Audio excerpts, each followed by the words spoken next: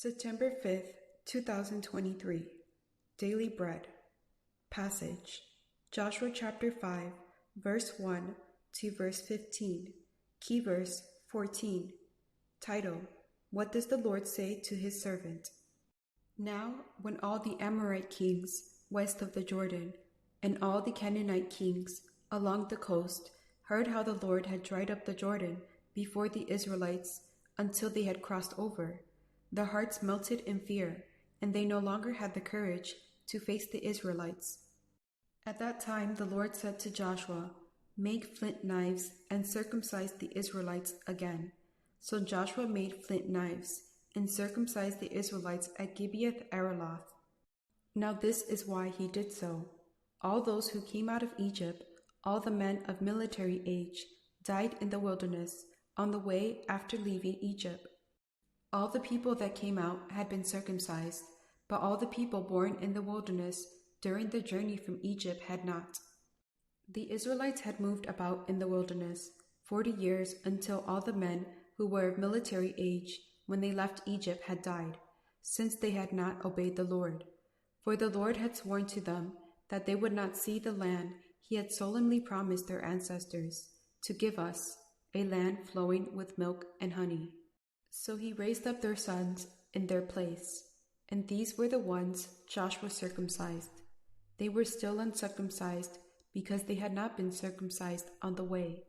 And after the whole nation had been circumcised, they remained where they were in camp until they were healed. Then the Lord said to Joshua, "Today I have rolled away the reproach of Egypt from you." So the place has been called Gilgal to this day. On the evening of the 14th day of the month, while camped at Gilgal on the plains of Jericho, the Israelites celebrated the Passover. The day after the Passover, that very day, they ate some of the produce of the land, unleavened bread and roasted grain. The manna stopped the day after they ate this food from the land. There was no longer any manna for the Israelites, but that year they ate the produce of Canaan. Now when Joshua was near Jericho, he looked up and saw a man standing in front of him with a drawn sword in his hand.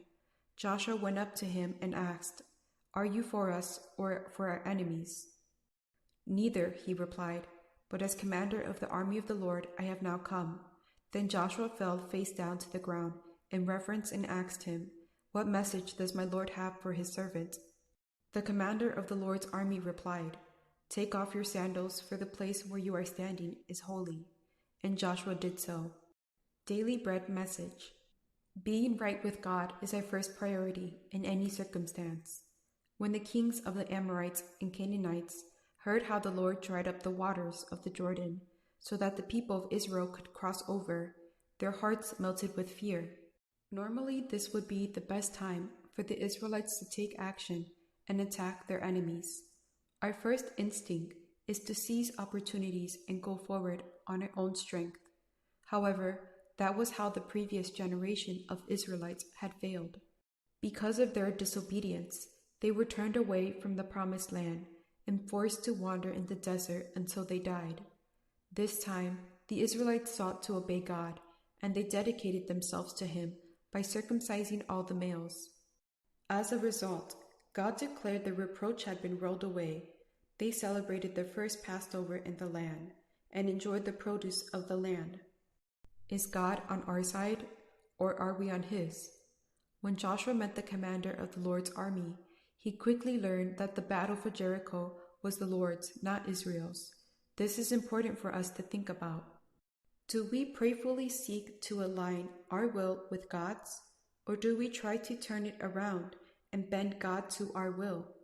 Joshua responded by falling on his face and submitting himself to God. God was present with him, and Joshua was on holy ground. Prayer. Father, the battle and the victory are yours. One word: submit yourselves to God.